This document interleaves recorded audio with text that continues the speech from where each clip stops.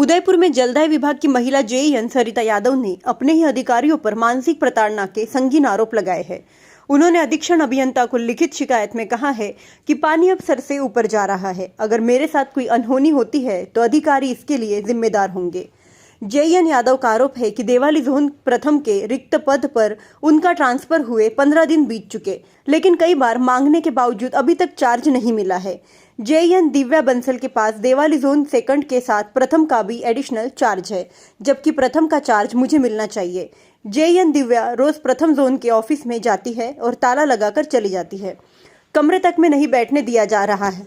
JEN सरिता यादव ने यह भी आरोप लगाया कि वे जेईएन दिव्या बंसल के साथ उनकी सहमति से एक सरकारी आवास में रहती थी। उस दौरान दिव्या ने शिफ्टिंग की बात कहकर पीछे से मेरे कमरे का ताला तोड़ा। कमरे से 45,000 रुपए गायब मिले। इसकी शिकायत मैंने पुलिस थाने से लेकर एडिशनल एसपी तक को की, लेकिन किसी ने मेरी एफआईआर दर्ज नहीं की। अब बदले की भावना की वजह से मुझे प्रताड़ित किया जा रहा है। पीएचईडी अधीक्षण अभियंता विपिन जैन से जब इस मामले में पूछा गया तो वे बोले, मुझे ऐसी शिकायत नहीं मिली, ना ही ये मामला मेरे ध्यान में है। मैं अभी अहमदाबाद हूँ, आने के बाद मामला दिखवाता हूँ।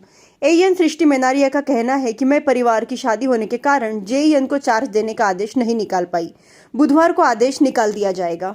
मैं सरिता यादव जेईएन हूँ। अभी सहेलियों की बाड़ी में मेरी पोस्टिंग हुई है 15 दिन पहले।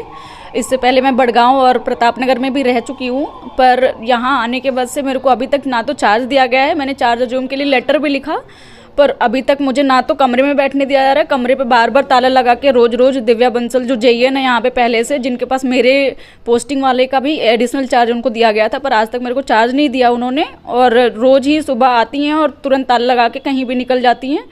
और ये चीज़ मतलब शायद मुझसे बदले के लिए किया जा रहा है। साल भर पहले इन्होंने मेरे रूम का ताला भी तोड़ा था, मेरे 45,000 रुपये भी गायब हुए थे, जो कि मुझे आज तक ना तो उन्होंने रिटर्न किया और ना ही उन्होंने एक्सेप्ट किया कि कैसे चोरी हुए, किसने चोरी की है। अब ताला तोड़ने में ये थे, इनके भाई बहन थे साथ में, और ऑफिस के सहेलियों की बाड़ी के 3-4 स्टाफ भी थे। पर मैंने इसके लिए अपने ऑफिस वालों को भी पहले कंप्लेन करी और किसी ने कोई सुनवाई नहीं करी। मैं थक हार के फिर मैंने थाने अम्बा माता थाने में भी कंप्लेन करी। वहाँ भी परिवार लिया, माफ़ीनामा लिखवा रहे हैं और कुछ भी बातें कर रहे हैं। मैंने बोला कि भाई एफआईआर आप या तो दर्ज करो या फिर मेरे पैसे दिला दो। मुझे किसी से कोई बैर नहीं है, किसी से कोई दुश्मनी नहीं निकालनी है।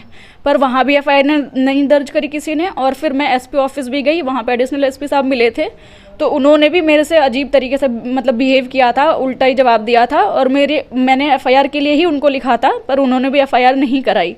और अभी जब मेरी साल भर बाद यहाँ पे ट्रांसफ़र हुआ है, तो अब मुझे ना तो चार्ज दिया जा रहा है, ज़बरदस्ती मेरी साइड का सारा काम संभाला जा रहा है, और मतलब मेरे साथ अजीब तरीके से लोग बिहेव कर रहे हैं। मुझे समझ नहीं आ रहा है कि मैं यहाँ पे कैसे काम करूँगी, कैसे क्या करूँगी। सब लोग मिले हुए हैं यहाँ पे, ये जोशी जी और ये लोग पॉलिटिकल इतना ज़्यादा लोगों ने बना रखा है, किसी को काम से मतलब नहीं है, बस यहाँ पे दादागिरी करनी है कुल मिला के सबको। मुझे बहुत ज़्यादा डिप्रेशन हो रहा है। मतलब मैं 15 दिन से मुझे समझ नहीं आ रहा मैं यहाँ पे आके करूँ तो करूँ क्या। रोज़ आती हूँ, बैठती हूँ, चली जाती हूँ। तो प्लीज़ आप लोग, मेरी रिक्वेस्ट है कि आप लोग कुछ हेल्प करो।